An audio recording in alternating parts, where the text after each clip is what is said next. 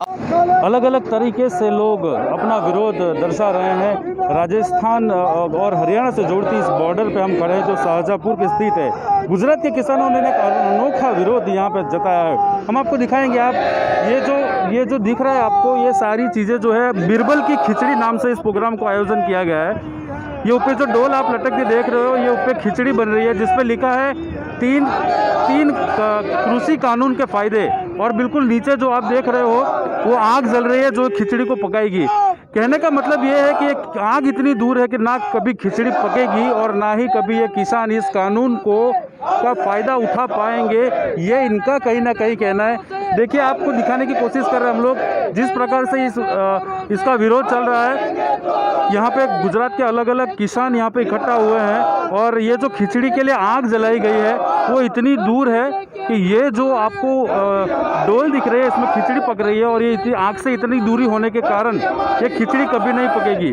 बिल्कुल यूनिक कह सकते हैं इस विरोध को जो गुजरात के किसान यहाँ पे कर रहे हैं, और कंटिन्यू ये लोग नारे भी लगा रहे हैं कि ये जो बिरबल की खिचड़ी, अकबर बिरबल की फेमस एक कहानी का एक पार्ट है जिसमें ये खिचड़ी बन रही है। और ये एक कहानी ऐसी थी कि बिरबल को खिचड़ी बनानी थी जो आग नीचे लगाई थी, और फर्स्ट फ्लोर पे उसकी डोल रखी गई थी खिचड़ी बनाने के लिए। चलिए कुछ किसान लोगों से बात भी करेंगे हम लोग, और हम पाल भाई आंबलिया हमारे साथ जुड़ गए हैं, उनसे बात करेंगे। पाल भाई आंबलिया से बात करेंगे। पाल भाई, एकदम यूनिक ये विरोध कर रहे हैं आप, बिरबल और अकबर की जो कहानी थी खिचड़ी वाली, तो ये क्या कहना चाहते हो आप?